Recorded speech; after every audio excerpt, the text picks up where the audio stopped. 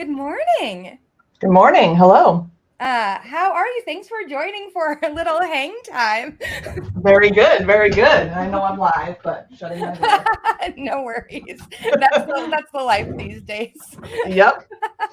Well, I am so glad you're here, Dana. You currently are the VP of CX at SlapFive and the first customer marketing and advocacy software platform for driving customer-led growth. How's that? It's really good. It's an exciting place to be. And I'm excited to kind of talk about a little bit more about what that means of customer experience and that customer oriented approach. Awesome. Well, we're really excited to have you here. And I know that we've been working hard on you worked hard on your presentation and we read it. And so, I'm really excited just even from the tidbits that you sent over in our conversations before this. I was saying yesterday that even the conversations we had leading up to this would have made a good fly on the wall kind of like insights. And so, we're really excited to have you here. And I also see that you have a podcast called Customer X Therapy. Yes. Yeah. I'm a customer marketer therapist. A lot of my customers are teams of one, and doing check-in calls, I end up being their therapist sometimes. So spun that off and made a podcast. I love that. Well, make sure we'll put the link in the comments to make sure our listeners subscribe, and I will give you the stage. Okay, perfect. Thank you. Just if you can make sure you can share your screen, and I look forward to asking you questions afterwards. Sounds good. Let's.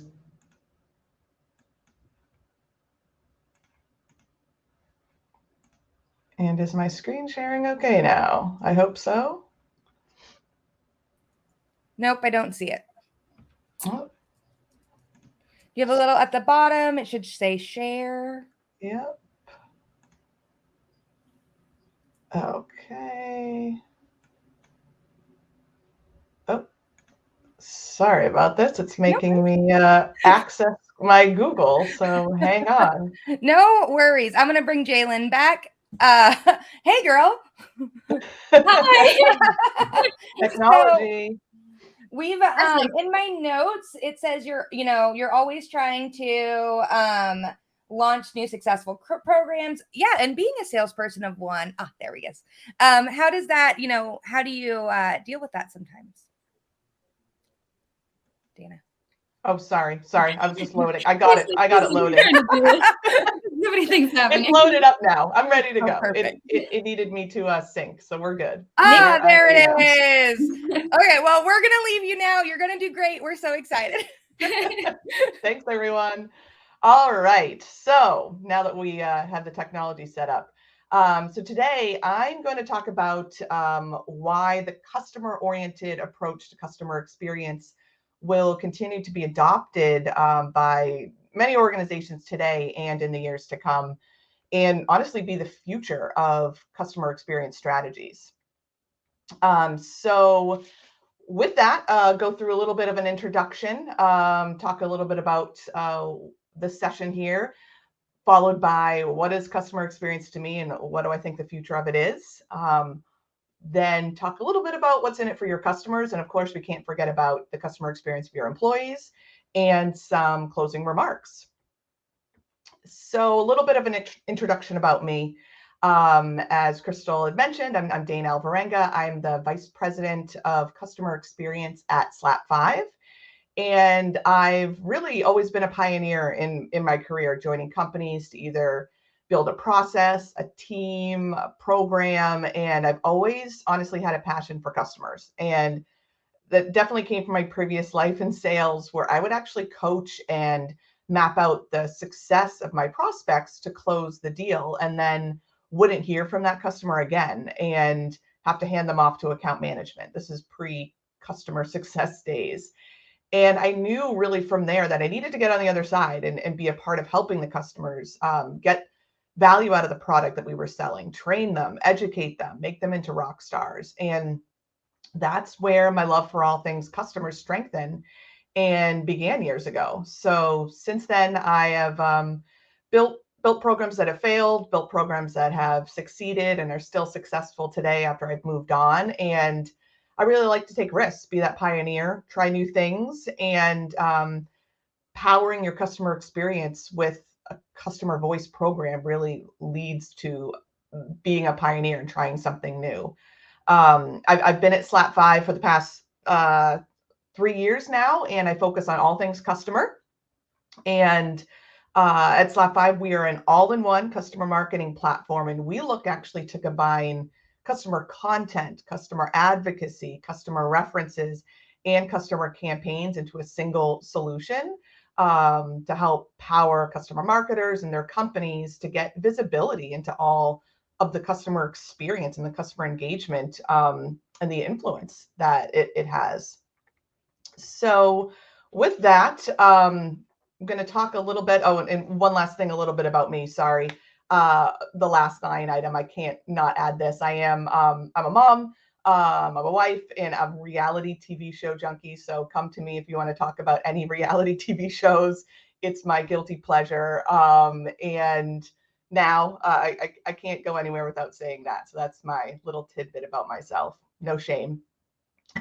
So next I'll dive into definitely how I define customer experience and customer insights, especially within the B2B world, where to me, customers are gold.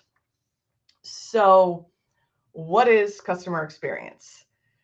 I see, to me, customer experience is really everything that's related to the customer. I define it to be very broad, that big umbrella, as my statement says there. Customer experience, and good customer experience at that, should touch every aspect of the customer's life cycle, and definitely with a heavy focus on post-sale. The customer-oriented approach that I'm going to dive into falls more into the customer advocacy part of this CX umbrella I've detailed out here. But first, I do want to talk about insights and the important role that I see that they play, especially I primarily focus in the B2B world and the business-to-business world. And I do see that the B2B world has a lot to learn from their friends in the B2C space. And today, more and more customer experiences and more customer journeys focus and include automation for you. And that's taking out that relationship bit. But you need to be meeting your customers where they are and where they want to be met. Then with that, insights can come, and they can come in many formats. You can have insights via text with reviews and survey results. You could have visual insights powered by the customer voice in a video captured with an interview or a support call that was recorded or a customer success call that was recorded. And personally, I think there is value really to find ways to automate and let the customer self-serve, but you do need to also understand what your customers want, and that circles back to the insights. You can never stop understanding their needs, their wants, and the value drivers. And the goal for all B2B professionals in the customer experience space should be less time on tactical and more time on strategic work with your customers. And that's meeting your customers where they're at again and providing a two-way exchange of value as part of the experience with them partnering with you. A couple stats here. There's so many stats and statistics around customer experience. These are some that definitely stood out for me. And I honestly agree with all of these, and personally can think of experiences, especially in the B2C world, where I fall into these percentages. I'm a big advocate and a customer for probably the past 5 years now for HelloFresh, the meal home delivery service. And the customer support is stellar. If a box is late or a meal is missing, I actually just last night received my box. I get it every Monday. And there was a whole meal missing. So I get right on the app. It's a super intuitive app. Let them know it's just clicking a button, which meal is missing, and they make it right. I don't need to go give a bad review or complain. Mistakes happen. And it's super easy to use, and they always fix their mistakes. It's a great experience. And I share that experience with everyone. There's tons of meal delivery kits out there.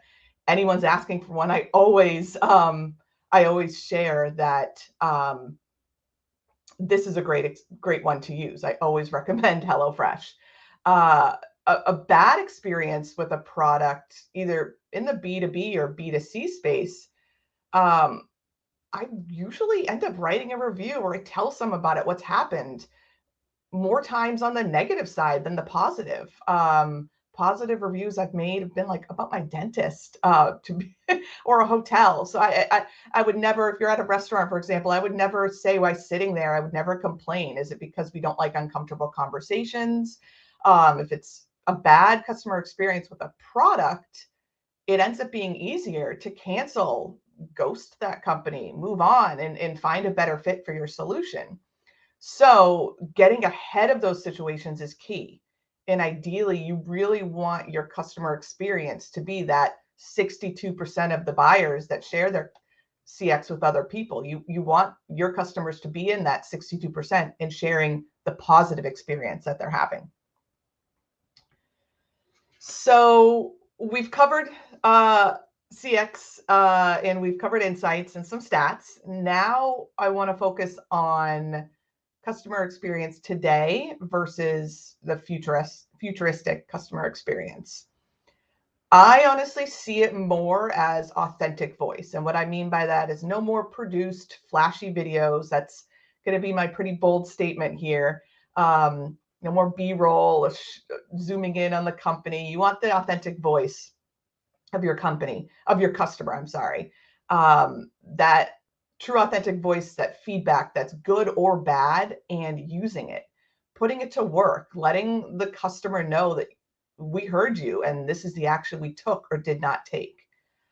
Look at what people say and the tone in which they say it. That's super valuable within your authentic customer voice. So in the future, it's no longer about points, gift cards, iPad prizes. It's now about that peer-to-peer networking and elevating the personal brand of your customer and building personal relationships with your customers. The relationships come first, and then the advocates will follow. So today, that CX Today side, you have those random acts of advocacy. Each need for customer evidence turns into a fire drill to find a customer to agree to speak at an event or be on a webinar. It's not efficient. It's not scalable. It's not reusable. You have to start all over again. There's no measurement, no success. Any survey results that don't have any actionable or campaign tied to them, that they end up going into that black hole of survey responses that no action is taken on. So then when you come back to ask your customers to do it again, they're less likely to do it because they never saw the outcome of the original responses they sent to you. So this new way, this futuristic CX, is engaging with your customers in an ongoing program where they opt in for what opportunities they would like to be approached about. And it's not a traditional customer program, as this has a two-way exchange of value, that your customers and your company get something out of it, like amazing content in audio and video formats in true authentic voice. Not happy quotes again, not static survey responses that may or not be reviewed or taken action on. You want to be tying it all back to specific campaigns and initiatives to help track the success versus, again, those random acts that are all over the place. And some you may never know that occur if you're in a siloed company. So using a customer voice program or two-way exchange of value customer program, it helps drive customer engagement. It helps improve experience that your customer has and helps with product feedback. Again, the two-way exchange of value.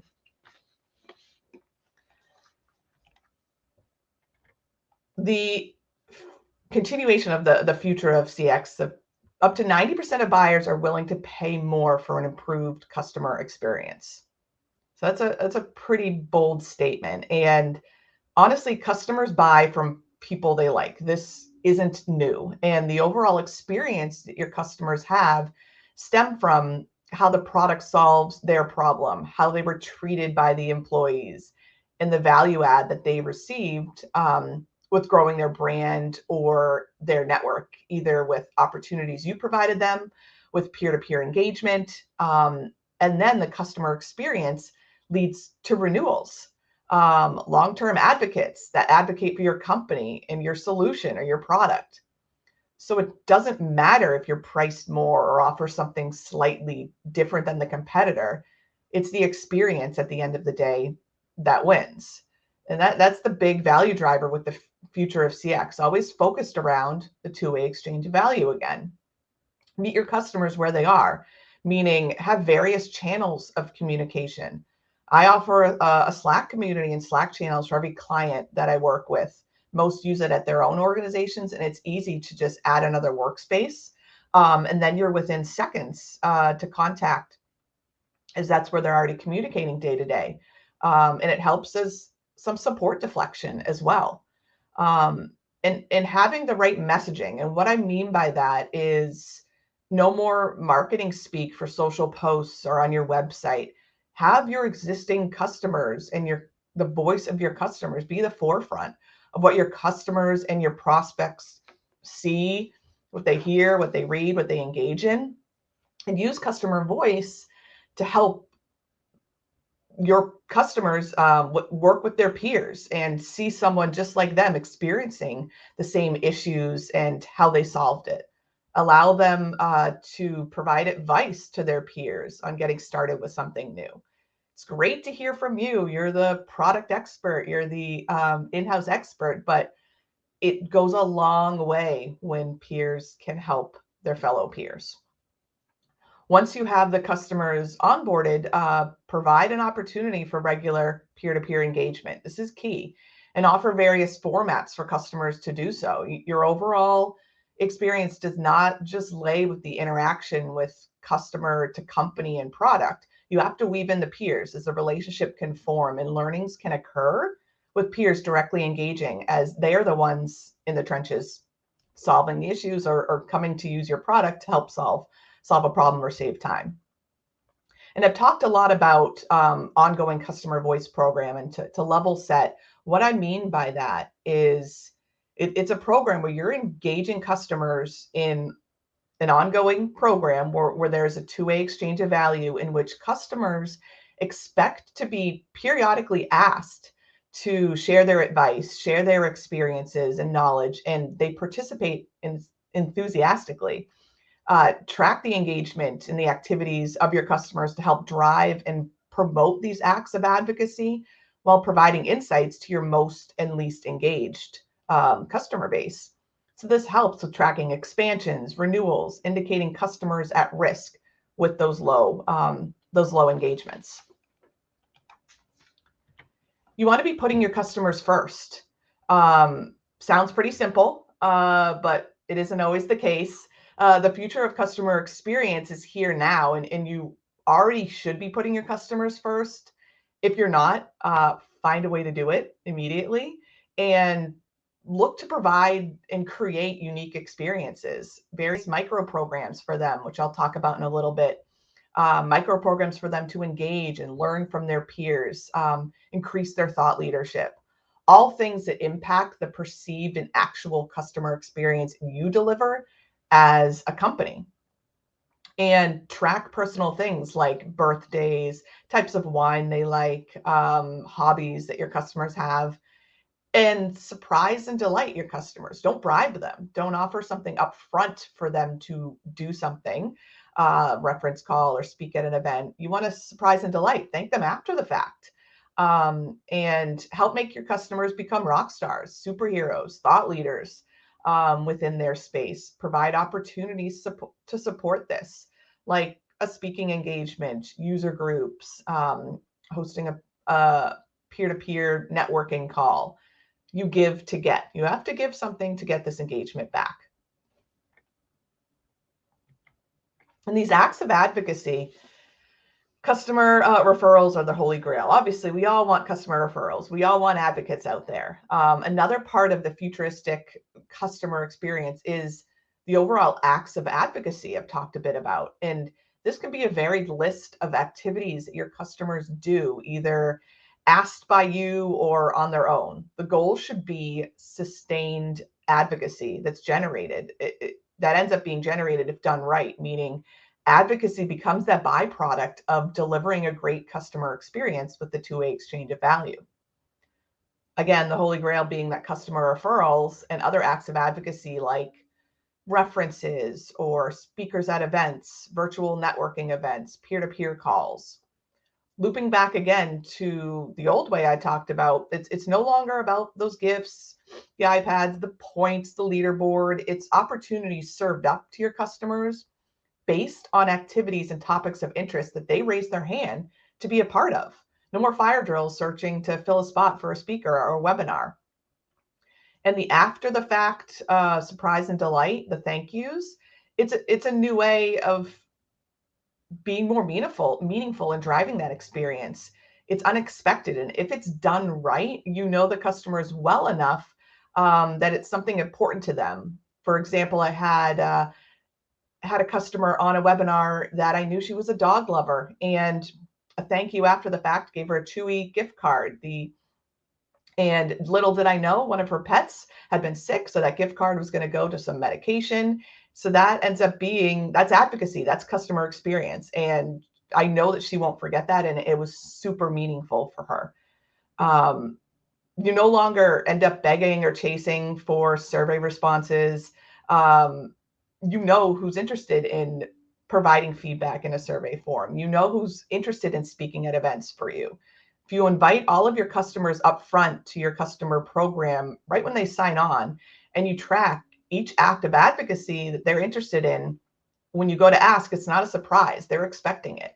And tracking engagement every month, quarter, or year, and what acts of advocacy and opportunities they were given, will most likely glean the insights of either renewals, expansions, future growth from these highly engaged customers. They enjoy working with you. They love the experience and the experiences that you've offered them and provide to them.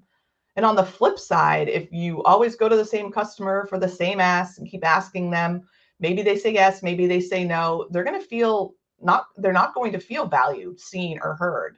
And eventually, that experience is going to be a negative experience for them. So happy customers refer your company, refer your product and your team. This is all common sense, but we need to be meeting our customers where we're at and define what's in it for them for participating and being an advocate for you. Just a couple more, digging in a little more in the actual types of advocacy that should be a part of your CX experience. The cherry on top here is that all of these really can be tracked back to influence revenue if done right. But what aspects of the customer experience, if you are able to track who has done what and what prospects have engaged, then the content will allow you to show the value of your customer experience as what your company delivers. So opportunities that close that have a large percentage of customers that provided references is key. Opportunities that close that prospects reviewed customer voice content, either a case study or a video, that's key. The list goes on, but what I'm honing in on here is customers are key. The experience that they have is key, and it's all tied back to revenue. And when you can tie it back to revenue, that's vital to make sure that you are offering the right acts of advocacy and the right type of opportunities for your customers to provide that awesome experience. Talked a little bit earlier about microprograms, and you have your main customer program, but part of your two-way exchange of value within this customer program, delivering this top-notch customer experience, you would want to include microprograms.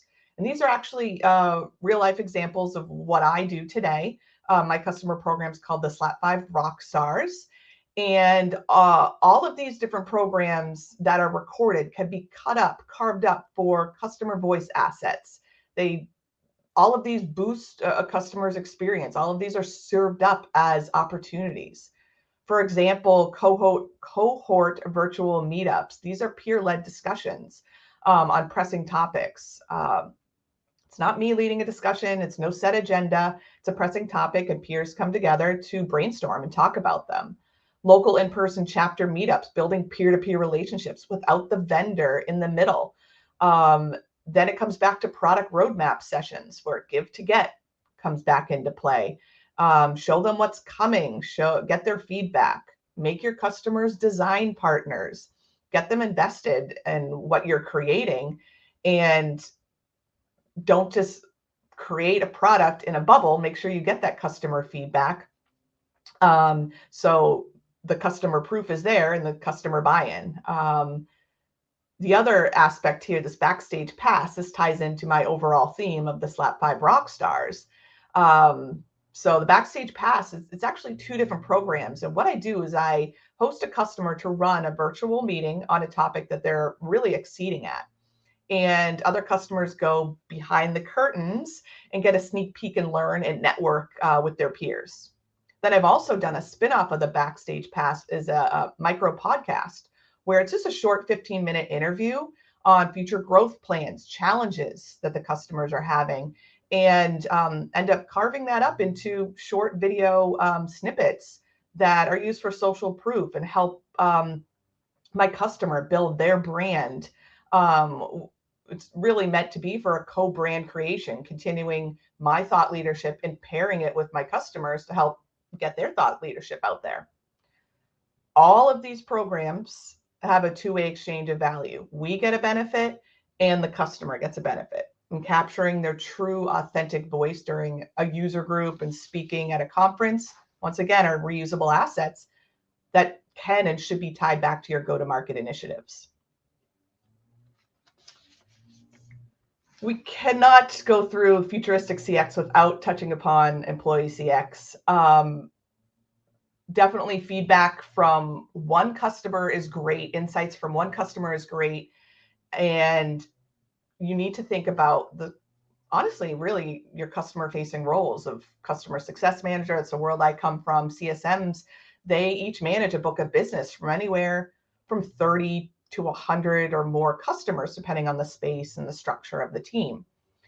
They have way more insights that they see. The same issues that bother or irritate them will soon, if not already, be irritating your customers.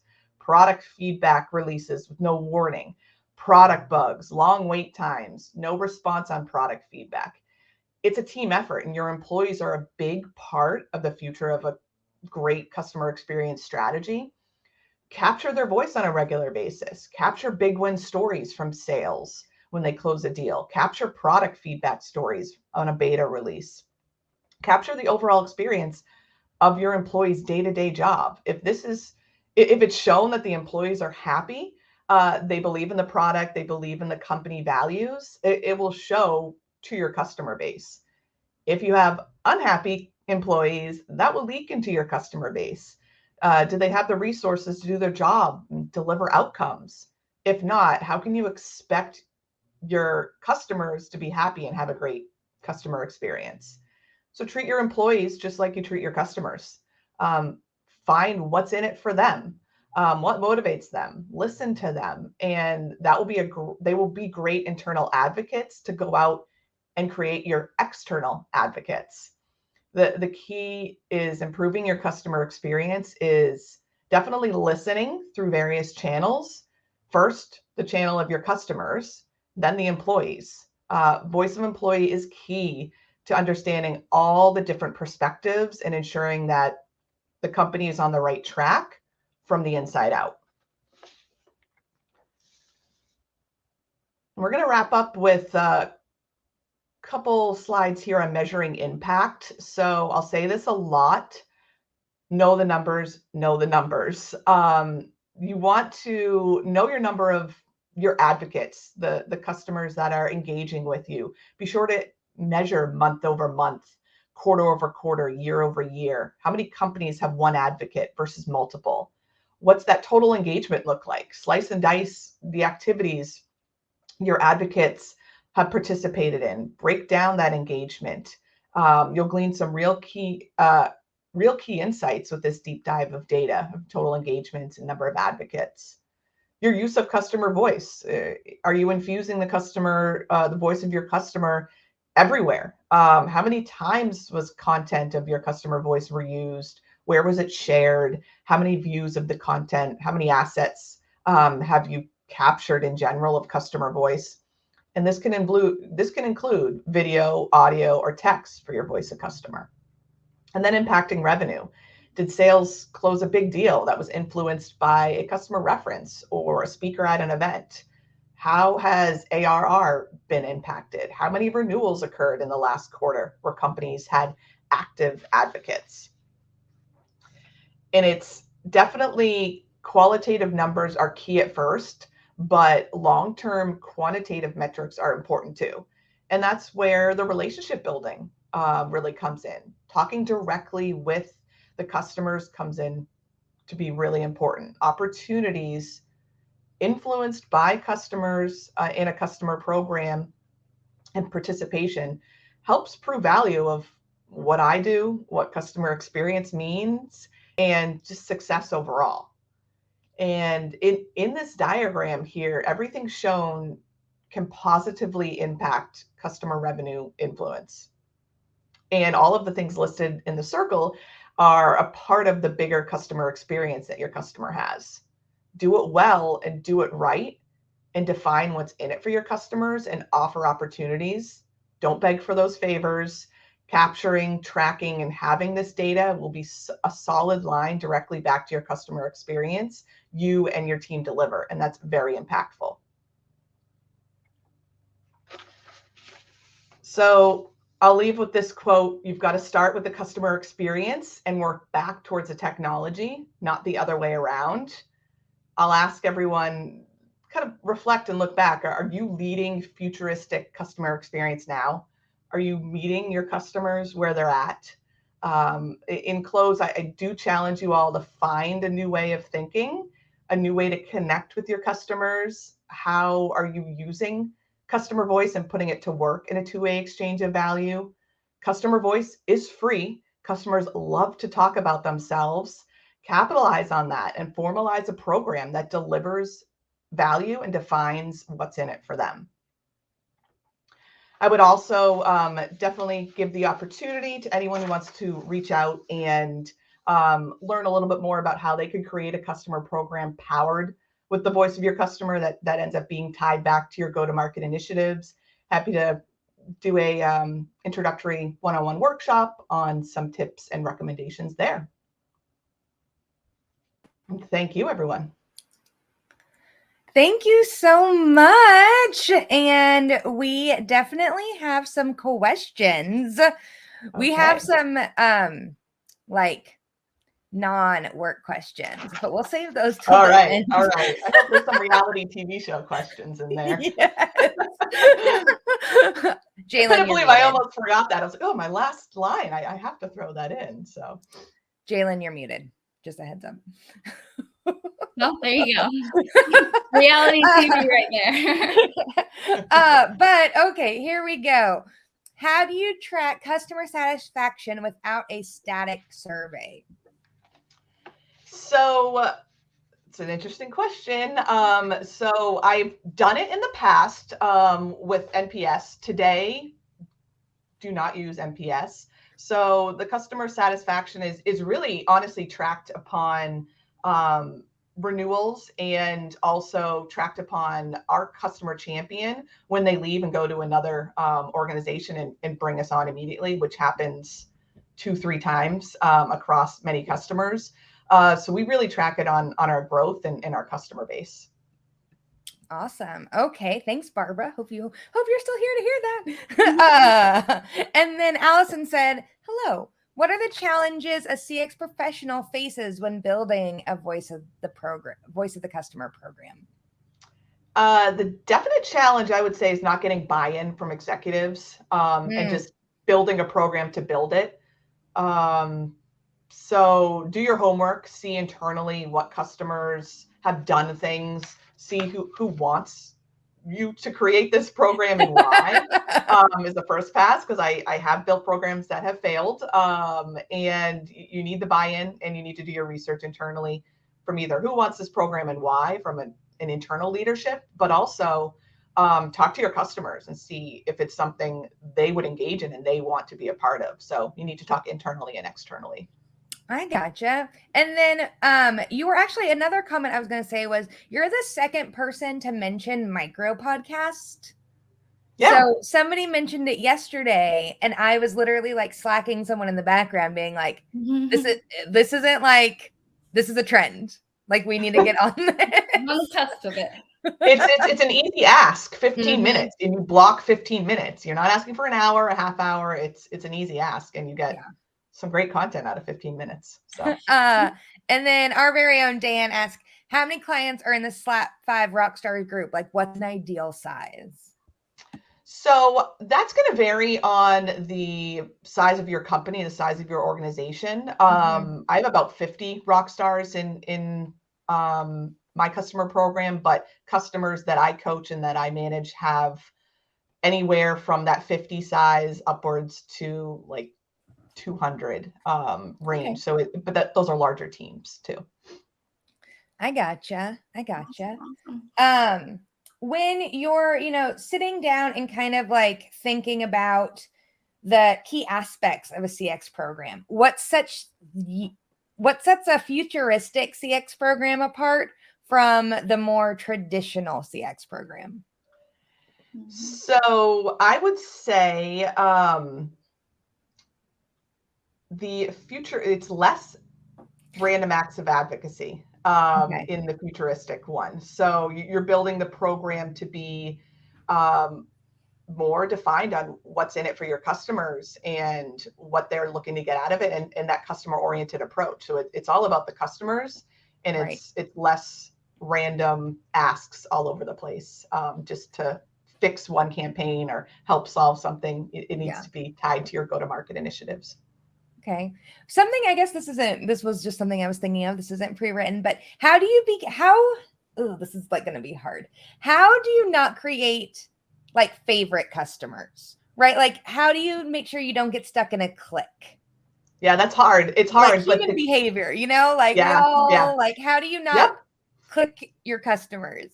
Yeah, no, that's hard. And the way that I approach it is you don't want to overuse the customers. Even your favorites will get overused, and they'll eventually say, I can't speak on a webinar, or I've done 5 references for you this year. Yeah. Hold the phone. So it's really just making sure you're offering a variety of opportunities and not hitting the same favorites up for the same thing. But also favorites, they could be the ones that really want to engage. So it is okay if they raise their hand. You're giving the opportunity to everyone to do it. So. Right. It also makes me think about the backstage pass idea that you had, which I absolutely love. It makes me think about the community and how you're using your community to share these insights, right? And so let's say they're using your product or whatever, you're creating new, maybe top customers that you really enjoy from those engagements. So I thought that was really interesting. Also, just taking away that transactional feel and that fakeness that I feel like is everywhere now. And it's like, here, if you do this, you'll get this, and just kind of offering something for nothing tends to give you way more. I know for me, I had a vendor that I was working with, and when I had gotten COVID, she randomly sent me an apothecary candle, and there was nothing, involved in that ask or anything. But to this day, I'm still like, oh my God, that was so sweet. Like, let me tell everybody about how wonderful this customer success experience was, like how wonderful this company is. And it was because she didn't follow up with, by the way, can you give me a referral, or can you do this for me, or X, Y, and Z. So really felt that deep in my core. Yes, no, definitely. And on the backstage pass bit too, it helps take me out of the equation of, here's a great use case, here's how to do this. And they don't want to hear from me. They want to hear from someone actually doing it in the trenches again. So that's where that program's been successful. A lot of the theme that I'm hearing is sometimes we forget that customers are like human. Yes. Yeah. They're not a number. It's not a dollar sign, not a contract. I feel, maybe this is my CX naivety, is like, I feel like it's just like, oh, remember that your customers aren't just like numbers Level that you're 6 trying out to of like, 10, yeah. Yeah. And then you'll be fine. Do you think though, at scale, that is really hard when you're like, let's say, I always use airlines as the worst example, but like, let's say you're someone like Southwest Airlines. Like, is it like, it's like, oh, I just can't believe that they don't think of customers as numbers. Really, any airline, in my opinion. I have the worst experiences with airlines. There are So. the rewards program. So that's the Yeah. B2C side of the rewards. They were the first ones creating and building rewards programs. Yeah. I almost out there. wanted to work there after college simply because of their like social media, like shuttle system that they have where they like monitor everything. But you know, I mean, I think there is that, like, from B2B, it's a lot easy. I mean, I would say it's probably just as easy to forget because you're like, oh, I got to close the deal. Oh, I have to renew. And you're like, okay, but like Bob had a kid last week. Let's send him like an Uber Eats gift card or something. Exactly. It shouldn't, you know, it's kind of the golden rule kind of aspect. But awesome, Dana. Well, I really appreciated your topic, and make sure to reach out to her on LinkedIn, follow her podcast that we shared. And we are just so thankful and grateful that you were here to share all of your insights with us. Yes, thank you. Thank you so much. It was great to join. Yeah, have a great day.